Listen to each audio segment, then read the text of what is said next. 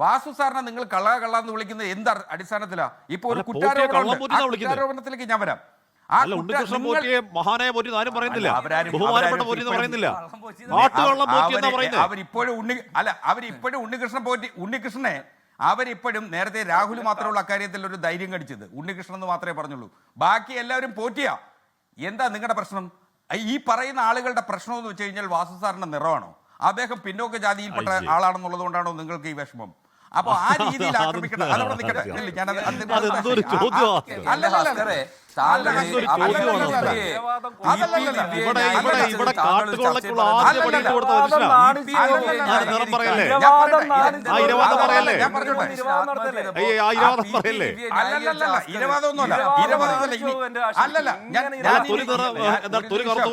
എന്റെ സമയല്ലേ ഈ തൊലി വെളുത്ത പോറ്റിക്കൊപ്പം ഇപ്പൊ ഇയാളകത്ത് കിടക്കുന്നത്? അങ്ങനെ പറഞ്ഞോളല്ലേ?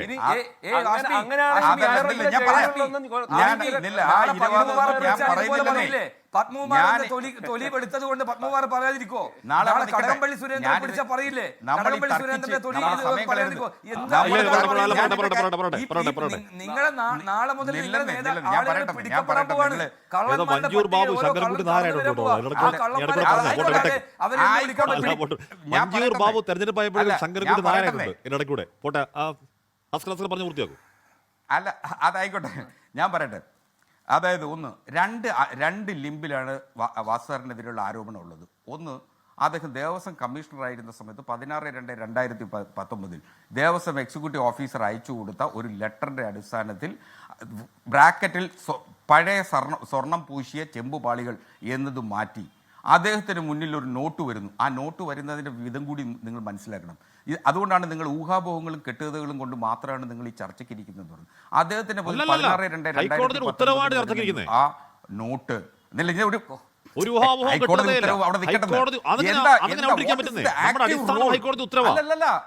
വ്യവഹാരത്തിന് അടിസ്ഥാനം ഹൈക്കോടതിയാണ്. അങ്ങനെ എന്നാ പിന്നെ ഇനിയിപ്പോ എന്നാ ട്രയൽ കോടതി എല്ലാം വിട്ടിട്ട് ഇപ്പൊ ഹൈക്കോടതിക്ക് ശിക്ഷിച്ച് ഈ പറയുന്ന പ്രതികളെ മുഴുവൻ ശിക്ഷിച്ച് കാരാഗൃഹത്തിലേക്ക് അയക്കാമല്ലോ? അങ്ങനെ ചെയ്യാൻ പറ്റുമോ? ഹൈക്കോടതി എന്ന് പറയുന്നത് ഒരു അഭിപ്രായം പറഞ്ഞിരിക്കുന്നു. ആ അഭിപ്രായമാണ് ചലഞ്ചബിൾ കൂടിയാണ്. അത് അവിടെ നിൽക്കട്ടെ. ഇപ്പൊ അങ്ങനെ ചെയ്യാനൊന്നും പറ്റില്ല. ഹൈക്കോടതി പറഞ്ഞ ഇപ്പൊ ഈ പ്രതികളെല്ലാവരും ശിക്ഷിച്ച് അകത്ത് പോയി കിടക്കട്ടെ എന്ന് പറഞ്ഞാൽ പോരെ? ഇനിയിപ്പോ വിചാരണയും വേണ്ടല്ലോ. അങ്ങനെ വിചാരണ ചെയ്യാതെ ഇവരെല്ലാം അകത്ത് പോട്ടെ എന്നൊരു തീരുമാനത്തിലേക്ക് എത്താൻ കഴിയുമോ? അങ്ങനെയൊന്നും ചെയ്യാൻ കഴിയില്ല. ഞാൻ പറയാം, രണ്ട് ലിമ്പിലുള്ള ആരോപണം. ഒന്നാമത്തെ ലിമ്പിൽ അദ്ദേഹത്തിന് മുമ്പിൽ 16/2/2019 ഒരു നോട്ട് വരുന്നു. ഇങ്ങനെ ഈ സ്വർണം സ്പോൺസർക്ക് കൊടുക്കണമെന്ന് താല്പര്യപ്പെടുന്നു എന്ന് ശബരിമല എക്സിക്യൂട്ടീവ് ഓഫീസറുടെ ഒരു നോട്ട് വരുന്നു. ഈ നോട്ട് ആദ്യം ലഭിക്കുന്നത് ക്ലർക്കാണ്. നിങ്ങൾ മനസ്സിലാക്കേണ്ട, നിങ്ങൾ ഇതുവരെയും അക്കാര്യത്തിലേക്ക് പോയിട്ടില്ല എന്നുള്ളതുകൊണ്ടാണ് ഞാൻ പറയുന്നത്. ഒരു ക്ലർക്കിന് ലഭിക്കും.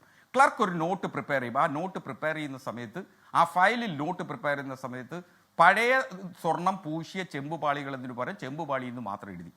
അതാണ് ഒന്നാമത്തെ പ്രശ്നം. ആ നോട്ട് അസിസ്റ്റന്റ് കമ്മീഷണർ പരിശോധിക്കും. അത് കഴിഞ്ഞിട്ട് ഡെപ്യൂട്ടി കമ്മീഷണർ പരിശോധിക്കും. അവരുടെ രണ്ടുപേരുടെയും നോട്ടിൻ്റെ അടിസ്ഥാനത്തിലാണ് വാസു സാറിൻ്റെ മുമ്പിൽ കമ്മീഷണർ എന്ന നിലയിൽ ആ നോട്ട് എത്തുന്നത്. അദ്ദേഹം അതിൽ എഴുതിയിരിക്കുന്നത് ദേവസ്വം ബോർഡ് ഈ വിഷയത്തെ സംബന്ധിച്ച് ചർച്ച ചെയ്ത് ഉചിതമായ തീരുമാനം എടുക്കണം എന്ന ഇതാണ് എഴുതിയിരിക്കുന്നത്. ഇതാണ് ഇപ്പൊ ഏറ്റവും വലിയ ഗൂഢാലോചനയും കുറ്റകൃത്യവും ഒരാരോപണം. ആ കത്തിനകത്തെ സുധീഷ് കുമാർ പറഞ്ഞ സ്വർണം പൂശിയ എന്ന ഭാഗം നൈസായിട്ട് ഒഴിവായി. വാസു സാറിന്റെ മേശപ്പുറത്തോട് കയറി ഇറങ്ങിയപ്പോൾ അതാ ഞാൻ പറഞ്ഞ അത് എങ്ങനെ ഞാനത് പറയട്ടെ. അത് 3 തലത്തിൽ, അതായത് LDC ആണ് ആ നോട്ട് തയ്യാറാക്കുന്നത്. ആ നോട്ട് നിങ്ങൾ കാണാത്തത് കൊണ്ടോ അല്ലെങ്കിൽ ആ നോട്ടിനെ കുറിച്ച് അറിയാത്തത് കൊണ്ടോ പറയാത്തത് കൊണ്ടാണ് പ്രശ്നം. ആ നോട്ടിൽ തയ്യാറാക്കിയത് ഒരു LDC ആണ്. LDC തയ്യാറാക്കിയ നോട്ട് അതിന് മുകളിൽ അസിസ്റ്റന്റ് കമ്മീഷണറും ഡെപ്യൂട്ടി കമ്മീഷണറും പരിശോധിച്ചതിന് ശേഷമാണ് കമ്മീഷണറുടെ മുമ്പാകെ എത്തുന്നത്. അതായത് 3 ലെവലിൽ വെരിഫിക്കേഷൻ കഴിഞ്ഞതിന് ശേഷമാണ് കമ്മീഷണർ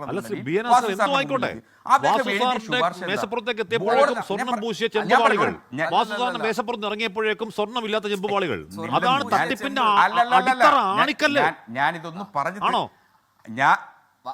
ആയിക്കോട്ടെ, ഞാനിത് പറഞ്ഞല്ലോ, ഞാനിത് പറയട്ടോ. ഞാൻ അതിന്റെ ലീഗാലിറ്റിയിലൂടെ അങ്ങനെ പറഞ്ഞ പോലെ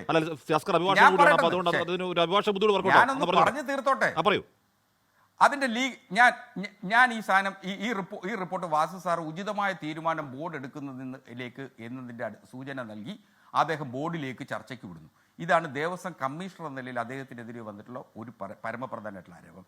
ഇതിൽ ഏറ്റവും വലിയ പ്രശ്നം എന്താണെന്ന് വെച്ച് കഴിഞ്ഞാൽ ഇതിലേതെങ്കിലും തരത്തിലൊരു കോൺസ്പിറസി ഉണ്ടാവണം. എന്തിനാ ഈ സ്വർണ്ണം അടിച്ചു മാറ്റാൻ കോൺസ്പിറസിയിൽ ഈ വാസു സാറ് പങ്കാളിയായാൽ മാത്രമേ അദ്ദേഹത്തെ പ്രതിയാക്കാനാവൂ. എന്തുകൊണ്ടെന്നാൽ വാസു സാറിനെ പ്രതിയാക്കണമെങ്കിൽ ആ ക്ലർക്ക് ഇനിഷ്യലി തുടങ്ങിയ ക്ലർക്കിനെ പ്രതിയാക്കണം, അസിസ്റ്റന്റ് കമ്മീഷണർ പ്രതിയാക്കണം, അല്ലെങ്കിൽ സാക്ഷിയാക്കണം, ഡെപ്യൂട്ടി കമ്മീഷണർ. കാര്യം അവർക്കെല്ലാം സാക്ഷിയാവാനും പറ്റും, പ്രതിയാക്കണമെന്ന് മാത്രം ഞാൻ പറയില്ല, സാക്ഷിയാക്കാനും പറ്റും. എപ്പോഴാ അവർ പറയുകയാണ് കമ്മീഷണറായിരുന്ന വാസു സാറ് നിർബന്ധിച്ചിട്ടാണ് ഞങ്ങൾ സ്വർണം പൂശിയത് പഴയ ചെമ്പുപാളികൾ മാറ്റി ചെമ്പുപാളികളെന്ന് എഴുതിയത് എന്ന് പറഞ്ഞാൽ മാത്രമേ പറ്റൂ.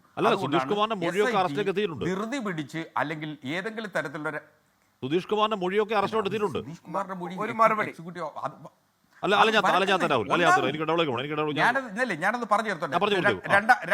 രണ്ടാമത്തെ ലിമ്പിലുള്ള അലിഗേഷൻ 9/12/2019 ഉണ്ണികൃഷ്ണൻ പോറ്റിയുടെ ഒരു ഇമെയിൽ പ്രസിഡന്റ് എന്ന നിലയിൽ വാസു സാറിന് ലഭിക്കുന്നു. ആ ഇമെയിലിൽ പറഞ്ഞിരിക്കുന്നത് അദ്ദേഹം ഈ ഇമെയിലിൽ പറഞ്ഞിരിക്കുന്ന വിവരമെന്ന് പറയുന്നത് ദ്വാരപാലക ശില്പങ്ങളിലും കട്ടളപ്പാളികളിലും ഒക്കെ പൂശിയ സ്വർണത്തിന്റെ ബാക്കി നീക്കിയിരിപ്പ് സ്വർണം ഏതെങ്കിലും നിർധന യുവതികളുടെ വിവാഹത്തിന് ബോർഡുമായി സഹകരിച്ച് നടത്തുന്നതിന് താല്പര്യമുണ്ട്. ആ ഇമെയിൽ അദ്ദേഹം തിരുവാഭരണം കമ്മീഷണർക്ക് അയച്ചു കൊടുക്കുകയാണ് പ്രസിഡന്റ് എന്ന നിലയിൽ.